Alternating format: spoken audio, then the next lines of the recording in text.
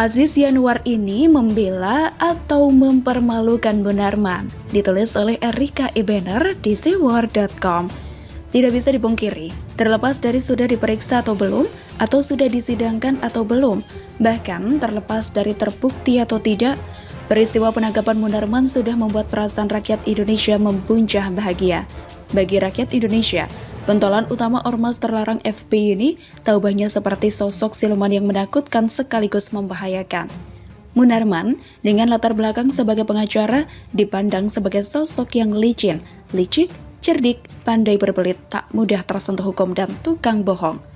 Munarman bahkan dipandang sebagai sosok yang lebih berbahaya dari Rizik Syihab. Pasalnya, selama ini Rizik Syihab itu hanya berkuar-kuar saja di jalan. Pas ada kejadian, Rizik Syihab mengeluarkan jurus andalan, yaitu kabur. Tapi Munarman, dia jarang berkoar, karena waktu dan kesempatan dihabisi oleh Rizik Syihab. Tapi, Munarman bergerak bergerilya, diam-diam membangun jembatan dan hubungan dengan pihak-pihak berduit yang membutuhkan keajaiban dunia. Munarman juga diam-diam membangun hubungan dengan kelompok garis keras hingga ISIS. Dan yang terakhir, Munarman secara diam-diam juga ternyata membangun hubungan dengan wanita muda. Seperti kata pepatah, yang bisa menjatuhkan seorang laki-laki itu ada 3, tahta, harta, dan wanita. Mungkin ketiga hal itu lebih tepat dikatakan sebagai tanda-tanda laki-laki sukses. Entahlah, yang pasti banyak dari para tokoh agama tersungkur gara-gara wanita. Dulu, sebelum zaman semaju sekarang, saat informasi hanya disampaikan lewat kertas koran, mungkin kasus-kasus perselingkuhan dan penyelewangan dalam rumah tangga tokoh-tokoh ternama bisa disimpan dengan rapi dan aman. Contohnya, Rahayu Effendi, ibunya Dede Yusuf, digosipkan sebagai wanita simpanannya Soeharto. Hidup dia tenang saja, karena selain kekejaman Soeharto pada siapapun yang berani mencubit kehidupan pribadinya, sistem informasi yang masih terbelakang tak mampu membongkar perselingkuhan. Tapi, di zaman sekarang jangankan berselingkuh cek di hotel, nonton video porno di dalam ruangan sidang saja bisa jadi bulan-bulanan netizen plus 62. Apalagi, jika perbuatan yang dianggap tak senonoh itu dilakukan oleh seorang ulama, dijamin netizen plus 62 akan menguliti mereka habis-habisan. Lihat saja Rizik Syihab, karena kasus persinahannya terbongkar, dia sampai memutuskan kabur ke Saudi Arabia. Dan sekarang Munarman, video dia yang check-in di hotel berbintang dibongkar. Bahkan, semua bookingan hotel via Traveloka ibarat disebar tanpa batas. Fatalnya, apapun pembelaan yang diberikan oleh Aziz Yanuar justru semakin membongkar aib Munarman.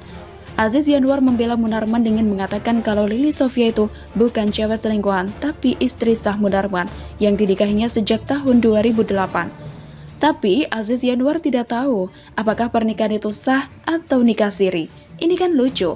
Masa iya sebuah pernikahan yang sudah berumur 13 tahun, Aziz Yanuar tidak tahu status pernikahan itu mereka itu siri atau resmi?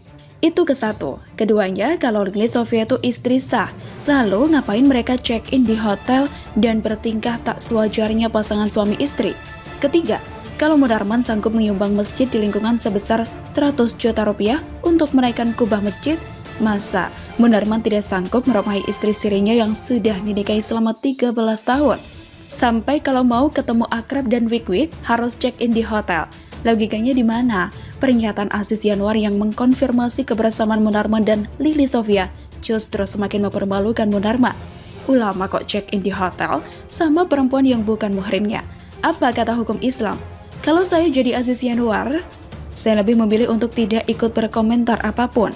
Karena yang namanya perselingkuhan atau penyelewangan itu adalah satu perbuatan yang tidak bisa dibela. Dan bukan lagi rahasia yang namanya pacarannya orang dewasa, itu pasti selalu dihubungkan dan tak jauh dari urusan selangkangan. Atau dalam istilah lain disebut perzinahan. Bukankah dalam ajaran agama Islam, perzinahan yang dilakukan dua orang yang sudah menikah itu hukumnya dirajam atau dilempari batu hingga bertemu ajal?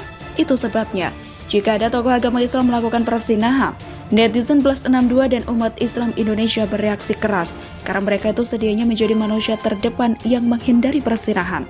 Aziz Yanuar seperti tidak paham atau pura-pura tidak paham kalau sesuatu yang dikategorikan dosa itu, kecuali membunuh, semuanya penuh dengan kenikmatan. Coba saja kalian cari dosa besar apa yang tidak mengandung kenikmatan, hampir tidak ada. Membunuh pun bagi seorang psikopat adalah sebuah kenikmatan, apalagi berzina. sebenarnya gampang saja menangkis tudingan Munarman berselingkuh dengan Lili Sofia. Jika apa yang dilakukan Aziz Yanwar kalau Lili Sofia itu istri sah Munarman, cukup foto momen pernikahan mereka di tahun 2008 terus viralkan. Kegaduhan pasti redam seketika. Tapi, kalau cuma omong doang, ya seperti biasa, it will be your words against their words. Secara adab, perkara Munarman yang ditangkap atas tuduhan terlibat aksi pengacauan masih bisa dihadapi dengan tegar. Tapi, kalau sudah dibongkar perkara perselingkuhan dalam perkawinannya, apalagi dikuliti lalu disayat tipis-tipis layaknya emak-emak menyayat daging ayam, untuk dimasak jadi hidangan ayam suwir, mungkin kalau ada kesempatan, Munarman akan memilih kabur ke Arab Saudi. Seperti yang dicontohkan oleh Rizik Syihab. Sampai hari ini, kebaikan Munarman yang diketahui umum cuma menaikkan dan menviralkan sandal jepit. Gak ada yang lain lagi. Rizik Munarman akhirnya lebaran kuda, ditulis oleh Alifur Rahman di SeaWorld.com. Lebaran kuda, itu adalah istilah yang disampaikan oleh SBY saat berpidato soal ancaman kepada Ahok.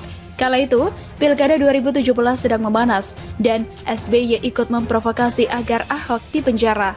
Sebagai seorang ayah dan ketum partai, SBY all out mendukung anaknya yang baru mengundurkan diri dari TNI dan berharap bisa jadi gubernur DKI. Dan Ahok adalah calon yang harus dikalahkan jika ingin maju ke putaran kedua. Inti dari pidato SBY adalah, kalau Ahok tidak dipenjara, maka sampai lebaran kuda masalah penistaan agama itu tidak akan pernah selesai. Pada kenyataannya, Ahok akhirnya dipenjara. Tapi, anak SBY juga gagal dalam pilkada.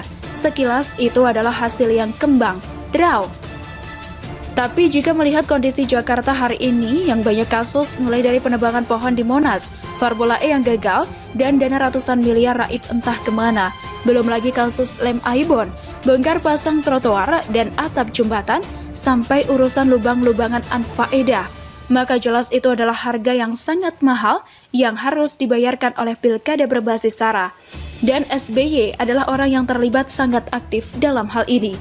Demo 411 dan 212 jadi semacam pola paten. Seolah apapun isunya bisa dikerahkan dengan isu aksi bela Islam.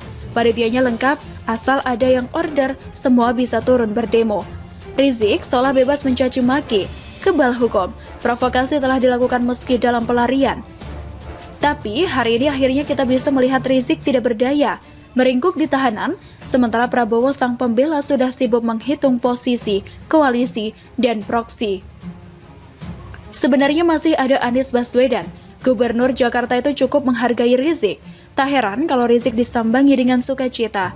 Tapi posisinya yang hanya gubernur tak punya partai pun masih belum tentu bisa maju di Pilpres 2024, kini sibuk sendiri cari perhatian. Jangankan mikirin Rizik, diri sendiri aja belum tentu aman. Karena dalam politik kekuatan seorang pejabat yang masih berkuasa cenderung aman, tapi setelah turun bisa jadi babak belur karena dikasuskan. Jika melihat ada banyak kasus yang sudah ditorehkan Anies, dirinya jelas terancam bila tak punya jabatan. Makanya Anies ngebet mau maju di Pilpres agar posisi tawarannya kuat dan aman. Sebenarnya Demokrat masih sempat mencoba membangun narasi pembelaan untuk menyelamatkan Munarman. Andi Arief yakin bahwa Munarman tidak terlibat dan dirinya menjamin sebagai saksi hidup bahwa Munarman orang baik. Namun arus besar publik yang merayakan penangkapan Munarman mustahil dibendung. Siapapun yang membela Munarman langsung disikat habis. Fadlizon yang juga coba membela Munarman buru-buru menghapus pernyataannya. Tapi itu juga sudah terlambat. Banyak media terlanjur memberitakan. Dan secara otomatis ancaman demo berjilid-jilid yang dulu cukup menakutkan itu kini sirna. Karena dua orang tokoh berpengaruh, Rizik dan Munarman, sudah ditangkap polisi. Bahkan Munarman terancam hukuman seumur hidup. Bagaimanapun ini sudah tahun 2021, istilah lebaran kuda itu sudah 4 tahun yang lalu. Entah kebetulan atau tidak, rasanya sangat pas sekali kalau tahun ini kita merayakan lebaran kuda. Karena Rizik dan Munarman sama-sama ditahan.